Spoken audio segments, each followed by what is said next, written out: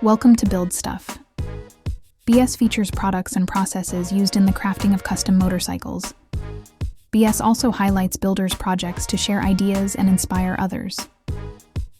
Build Stuff episodes aren't scheduled, so don't forget to subscribe to Speed and Color, then turn on notifications so you don't miss any BS. Well, with the recent Speed and Color episode that we did on Beck Built Fab, where we had Dustin Beck join us, what a great guy.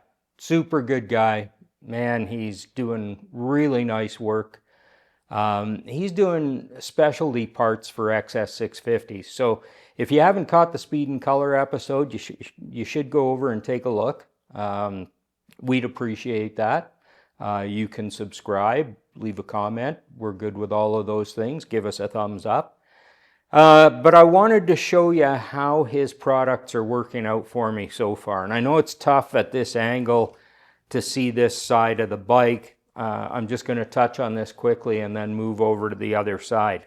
So one of his products that I'm using, actually I'm using all of his products for XS650s. But this product is his foot pegs. And I'm going to show you a little bit more about how they're working out once we get on the other side and can get a better view. But his foot pegs are great. They're really nicely made. Bronze bushings here, oil impregnated bronze bushings. Just really substantial stuff. The arms are, that looks to be 1/4 inch to me. They're nicely bent. They've got some nice cutouts in them. Again, quality stuff, really good. He's doing this in his little shop at home there, and I think he's just fabricating some really good stuff. I'm not going to use these exactly the way they come. I'm going to make some modifications, and that's okay. We do that kind of stuff on custom bikes. It's all right to modify it. You probably, I think I showed you before the spacers that I made for the front wheel. And I've made a couple other things here now, and I don't have a piece right handy. Oh, maybe I do. There we go. So that's the pattern that I'm machining, and it's really a simple pattern. It's just an 1/8 inch wide parting tool, and I just keep stepping it over and making a cut and making this ribbed sort of look. And I want to tie this together everywhere on the bike. So the brake side here comes with, what Dustin uses is hand grips actually on the on here for foot peg rubbers, grip, whatever you want to call it. So on this side, it's a 1 inch piece. 1 inch happens to line up exactly with his bushings and stuff here. Makes it really, really nice. So what I'm going to do is I'm going to take this 1 inch piece and I'm going to run this pattern in this piece.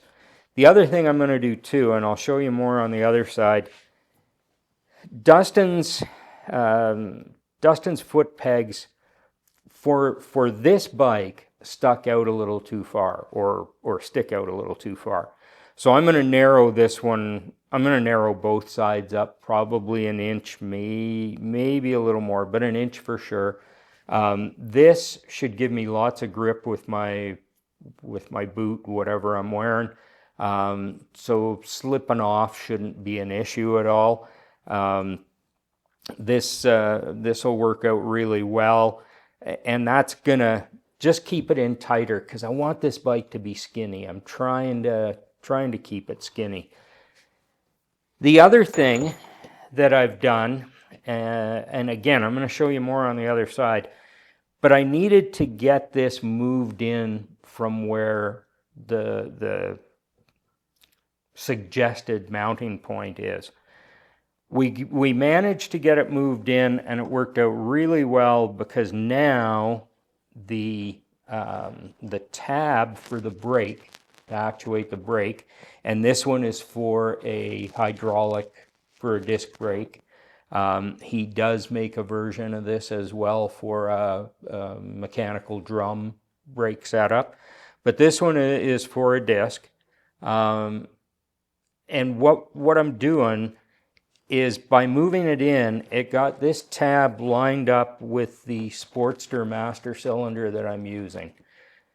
This master cylinder is a 3/4 inch bore, which is what I needed for the 2-piston, or do they call that a 4-piston caliper? Anyway, for the caliper from mid-USA, I needed a 3/4 bore. That's what the Sportster master cylinder has, and it lined up by moving it inboard a little bit. It kept it narrower for me, and it lined up this tab pretty well with the master cylinder.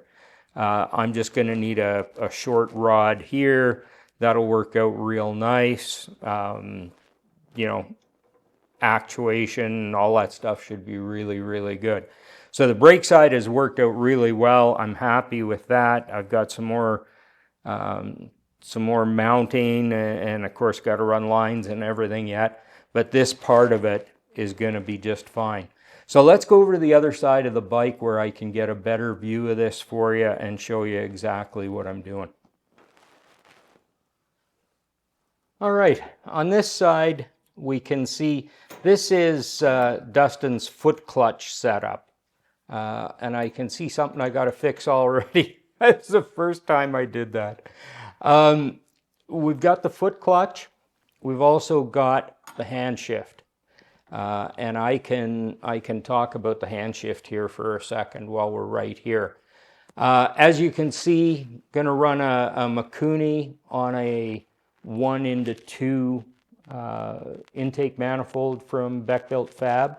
I'll show you that in a second. But it's going to put the carburetor out here to the side of the bike.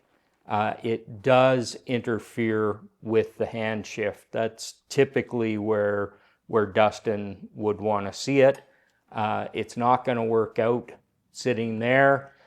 Going to have to make a little modification. So this week I'm going over to see my buddy Kurt over at Dirty Customs. Kurt, love you, man. Glad you're helping me out. We're going to do a little bending here and make a little piece to move this shifter in towards the engine, towards the bike a bit.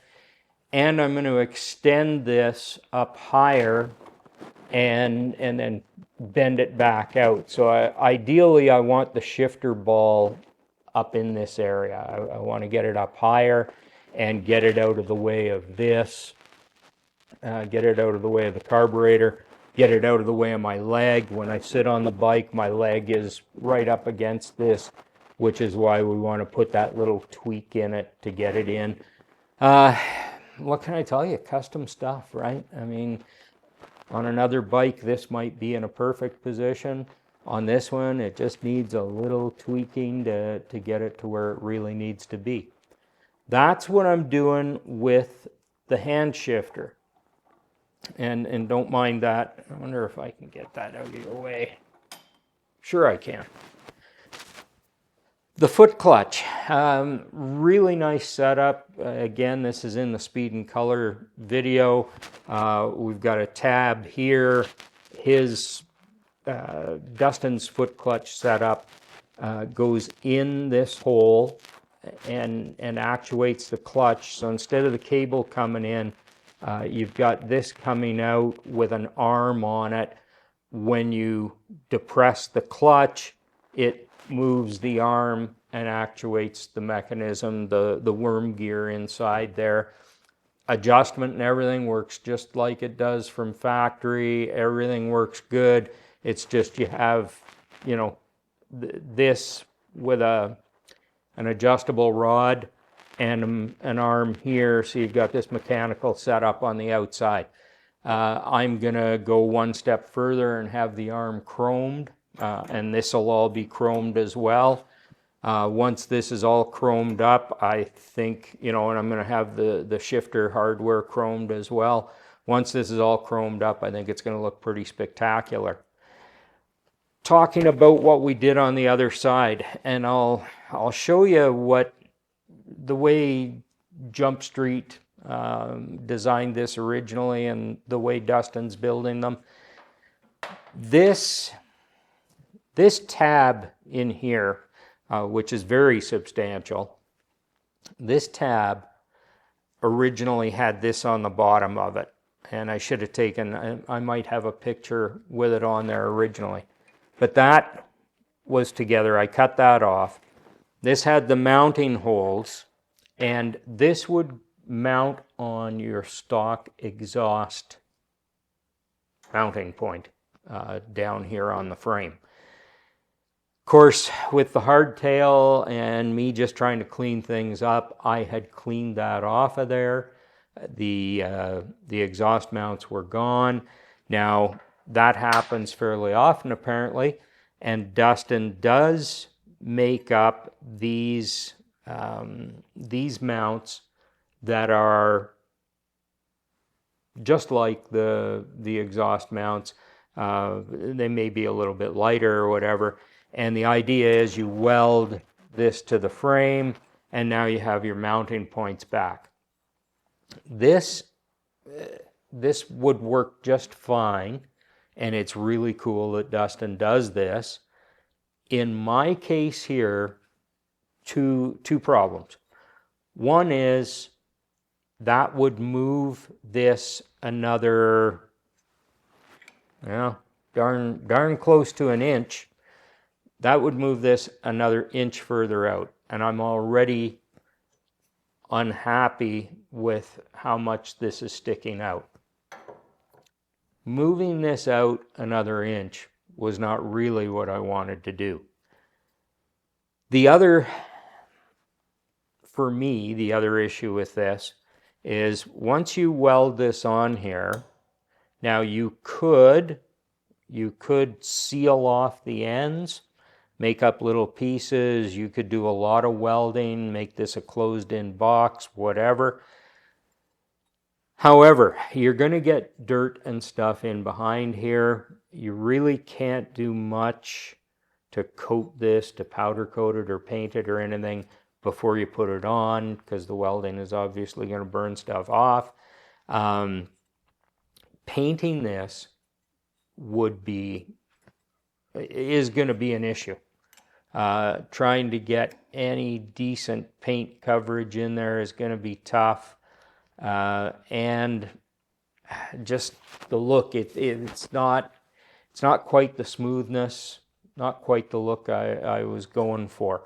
So I've opted not to use these on this build. Cut the bottom of the tab off, moved it in, centered on the frame, like you saw on the brake side. And we're going to weld this directly to the frame. That moves everything in that extra little bit. And then I can make my foot pegs narrower, which is going to get this a little bit skinnier. The other thing I'm doing that I think is a good idea, and for my build, it's the way I want to do it, I want the foot pegs to be able to fold. And there's a couple of reasons for that. One is when I'm showing the bike, if the foot peg is folded up, then it just helps to keep that narrower appearance. Not a big thing, just a cosmetic thing. The other thing I like about foot pegs that'll fold is, and I like to corner hard, hardtail, man, you can hustle them through the corners and stuff. And I'm not a super duper rider. I'm not a skilled stunt guy or anything like that. But sometimes I like to have some fun and crack it loose and ride it hard. And, a foot peg that can fold up, if you do happen to drag it, is a pretty good idea. And, you can check the Sportster, those brass foot pegs. They've both got scrapes on the bottom side of them, and that is totally okay. I'm good with that. I could scrape that end into an angle, and I'd be happy with that. So it does happen. If this doesn't move, man, oh man, getting that foot peg into the ground is maybe not the best idea you had that day. However, if it can fold, then you're not going to get that pressure. It'll give you a surprise when it starts pushing your foot up. I always enjoy that. But it's going to make it a lot more manageable, a lot safer, I think. So a folding foot peg is good. It was easy to do on this because even though the bolt that comes through to this is a 3/8 national course, which would be 3/8 18, I believe. I had some ready rod here, threaded rod, whatever you want to call it, that was 3/8 national fine, or 24, which is what this adapter is. So I cut a piece of ready rod. I happen to have some nice chrome acorn nuts that were also 3/8 national fine. So I put an acorn nut on the back side, and on this side I've put this on, and I have the other half of this, the adapter that swings up, that threads into the foot peg. So now when I machine my, I don't have the other piece right now. When I machine this with my pattern in it, I'm going to narrow it up a little bit. I will drill it. The thread going into, what would that be? That would be the male part of this, is 5/16 course, I believe. What I'm going to do, I don't need it this heavy anyway. I'm going to hollow this out, drill it out all the way down, to 3/8 of an inch, something like that. And I'll use a 5/16 bolt inside there that I can get at with an extension or whatever. Thread that into the end. I can machine a little recess in the end here so that the piece actually sits in here a bit, make it nice and clean. Then I'm going to have that on there, and I'll have a hinging foot peg. That is, I think it's a nice setup. That's really the way I wanted this to work when I was designing my own foot peg mounts. That's what I was trying to work out. So Beck Built Fab, this all works just fine. This is a simple add-on. The only thing I've noticed here is I do need to include a flat washer so that this doesn't slide off the end. Bruce not thinking, minor detail. So I'm going to do that. I'm going to set that up and have that chrome washer on the end. That's going to keep everything together real nice. And we'll have a folding foot peg. Let me change the camera angle, and I want to show you this intake manifold. All right, let's take a quick look at this intake manifold. 1-2 with this type of engine, and again we covered this on the episode on speed and color. With the type of firing pattern that the XS650 has, with this setup, this idea of single carburetor feeding both cylinders works really well. This should work out just fine. In this case, I've got, this carburetor might be a touch big, but that's okay. I'd rather have that. This is a Mikuni VM38 that I found, and I'm going to use it. What I need to do in this particular case, because of where my leg comes down, this is just a little bit awkward. It's going to make it really tough.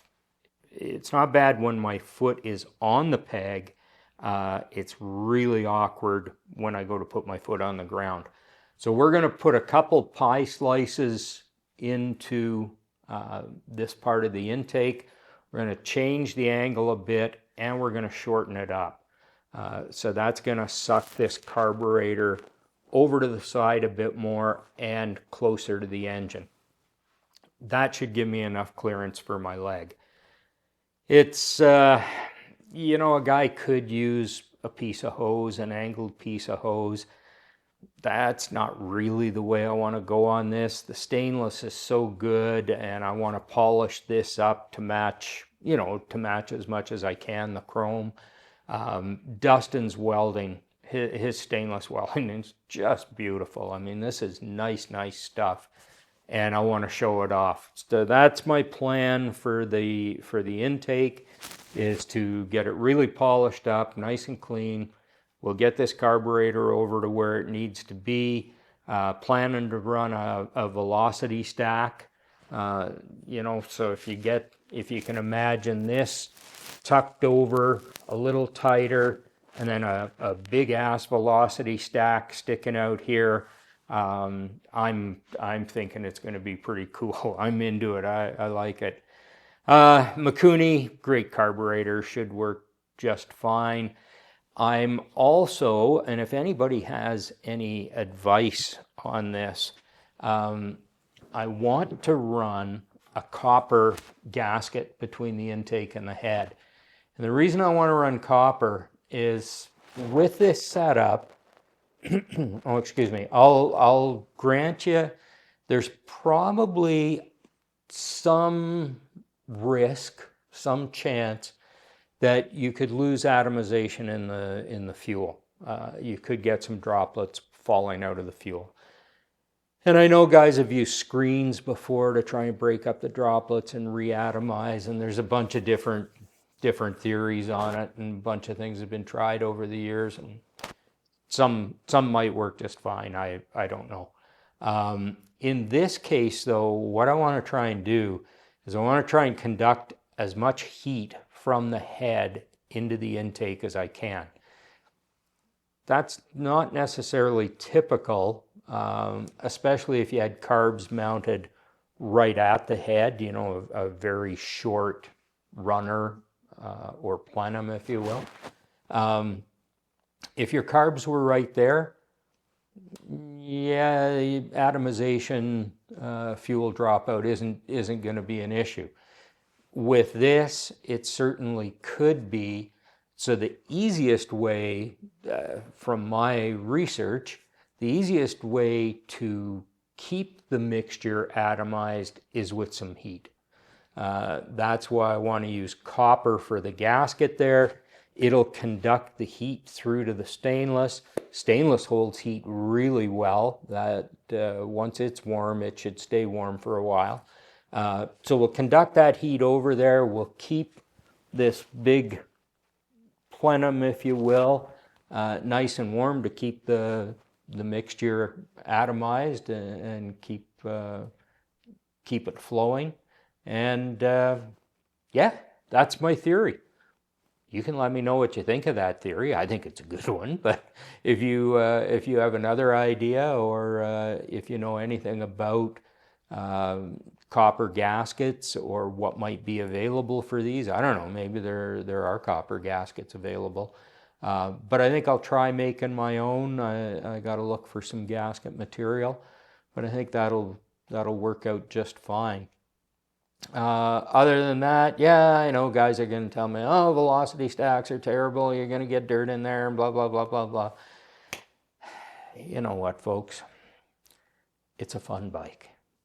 It's not going to see this. This isn't going to be a daily commuter.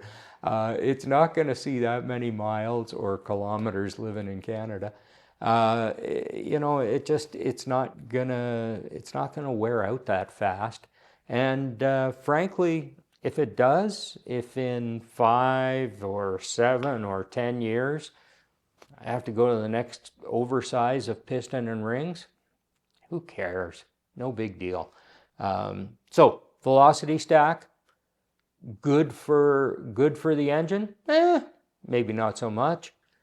Cool? Oh, frickin' right, it's cool. And Bruce is all about cool. So there you go. That's what I'm up to with the Beck Built Fab products. Loving them so far. Really looking forward to having this bike set up with them. Again, once a... Could you try again? Oh, there's my HomePod hearing me talking. Sorry about that. Once everything's chromed up, I think it's going to be spectacular. I think it's going to look really good. I'm excited. Let me know what you think. Hey, If you're not subscribed, please do. As I say, thumbs up is always good. Leave me a comment, keeps the algorithm happy, keeps us going, and hopefully you want us to stick around. I want to stick around. So show us a little love and we'll be here again. All right, watch for the next episode of Speed and Color. Thank you for joining me. Thanks for taking time to watch this, and we'll see you again soon. Remember, build safe, ride safe, be cool.